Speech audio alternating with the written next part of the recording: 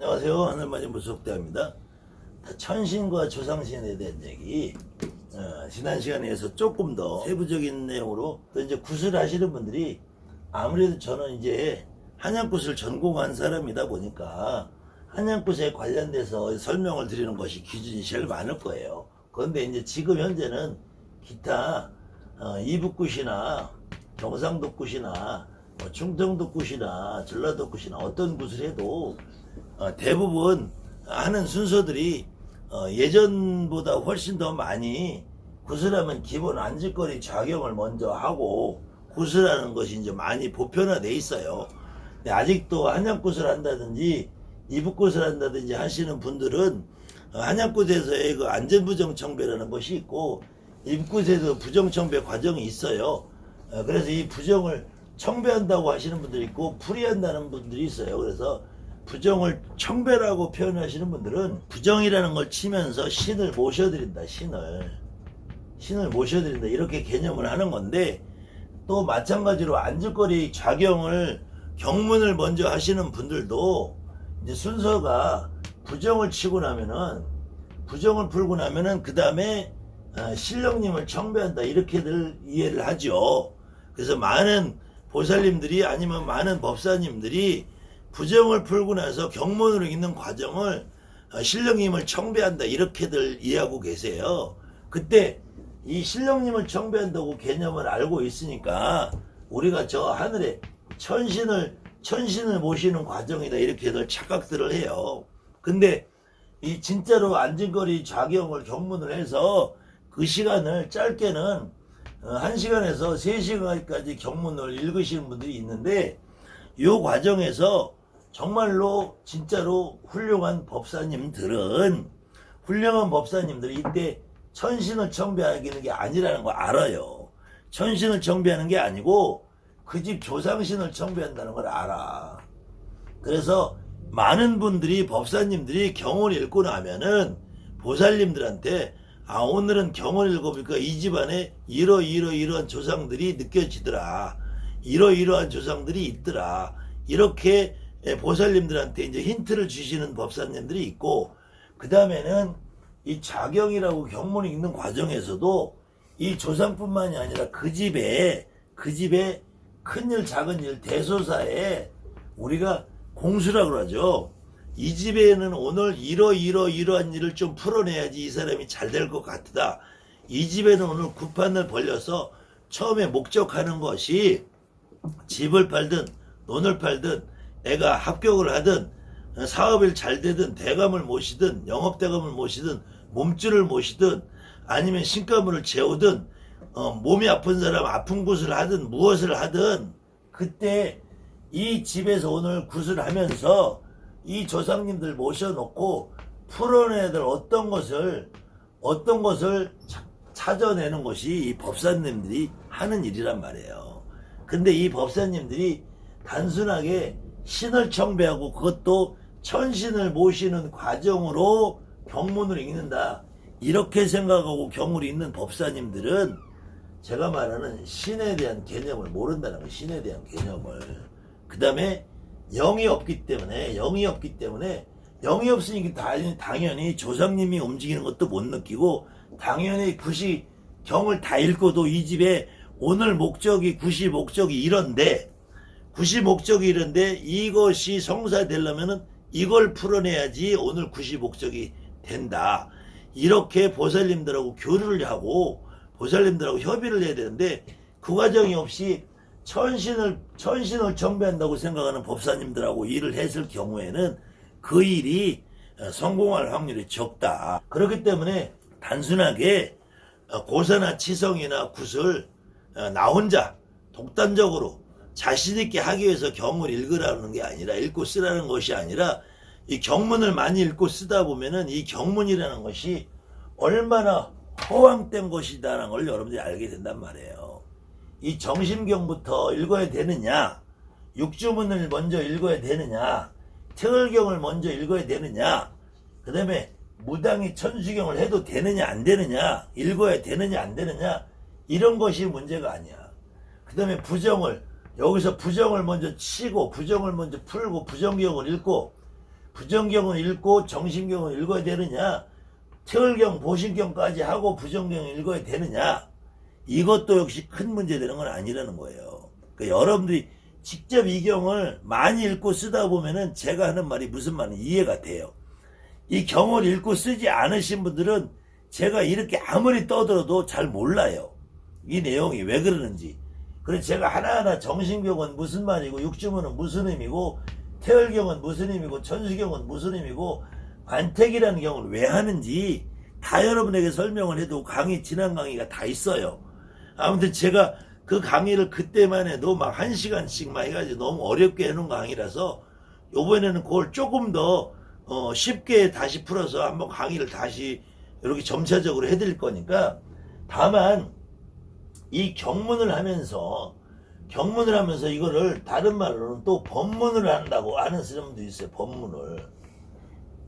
결코 이 안진거리 경문에서 여러분들이 읽고 있는 이 경이라는 것이 결국 법문은 결코 아니다. 법문이라는 용어는 불교에서 이 서가모니 부처님이 한 이 경을 그때 이걸 법이라는 거야. 그렇다고 우리는 법에 해당되지 않는다는 것이 아니고, 이것은 아주 중요한 법이라는 것이 아니고, 용어상 그냥 법문이라고 할 때는 불교에서 얘기하는 걸 법문이라고 하는 거예요. 근데 우리가 경문 읽을 때 이것이 신령님을 청배하는 경문이다 이렇게 생각하면 오산이라니까. 제가 계속되는 강의에서 말씀드리는 것처럼 신령님은 이 순간에 청배한다고 오지 않아요. 신령님은 여러분들이 구슬하겠다고 날짜를 잡으면은 그날부터 여러분들의 몸에 실리게 돼 있어. 그것이 누가 실리느냐? 조상님이 실린단 말이야. 오늘 날을 잡아서 하루 있다 하든 열흘 있다 하든 20일 있다 하든 이날까지 여러분들 몸에 실려서 계속 여러분들에게 직이라는 걸 준단 말이에요. 그 직이라는 걸 주는 양반이 다른 분이 아니라 조상님이라는 거예요. 이분들이 결코 천신이 아니라는 거예요. 천신이. 그런데 경을 읽는 법사님들이, 아니면 여러분들이 구판에서 1시간에서 3시간 경을 읽으라고 법사님들한테 맡겨놓고, 그때 이 양반들이 천신을 청배한다고 잘못 이해하니까, 여기까지는 잘못 이해도 할 수 없어. 여러분들이 직접 구판에 서서 몸으로 풀어내는 우리 보살님들이니까, 구슬띠는 내가 하는 거니까. 근데 거기다 대고 내가 구슬 떴는데도 나한테 그걸 풀어낼 수 있는 기회를 안 주면은 그건 역시 또 30% 50%짜리밖에 안 된다는 것이고, 그때 여러분들이 천신을 청배해놨다고 하고 천신을 풀어낸다고 하면 그것은 완전히 빵점짜리가 된다는 거예요. 그래서 그 다음에 여기까지도 좋다 이거, 여기까지도 좋은데, 특히 여러분들한테 내림굿이나 가리굿을 해주는 과정에서 선생님들이 천신을 받아준다고 잘못 생각을 하는 거야. 천신을 받아주면은 여러분들 영혼이 벙어리가 되는 거예요. 벙어리. 무당은 조상신을 받아야지, 무당은 조상을 받아야지 점을 본단 말이야. 그 이유는 내가 앞으로 풀어내는 대상도 조상이기 때문에. 조상이 아니라 천신을 풀어내야 된다면, 내가 천신을 받아야죠. 근데 천신이 풀린다고 풀리겠냐고. 하느님이 옥황상제가 저 시주 할아버지가 여러분들이 몸에 실려서 풀린다고 풀리겠냐고. 그러면은 교회도 없어져야지. 하느님 다 풀어냈는데 교회가 없어져야지. 첫째로 부처님 다 풀어냈는데 절이 없어져야지. 결코 무당들이 구슬하면서 저 옥황상제를 풀어내는 것이 아니다. 천하대신을 풀어내는 것이 아니다. 지하대신을 풀어내는 것이 아니다. 천왕을 잡는다고 천왕이 잡히지 않는다. 어떤 행위를 해도 무당은 이 가망청배는 조상을 모시는 거다. 조사망. 그래서 혹시 이 방송을 보시는 중에서 한약굿을 전공하신 분은 좀 더 쉽게 이해하실 것이고, 한약굿이 아니라 이북굿이나 경상도굿이나 강원도굿을 해도 조상청배를 할 때 첫 구절이 뭐냐면은 초가망, 이가망, 삼가망이라고 그래요.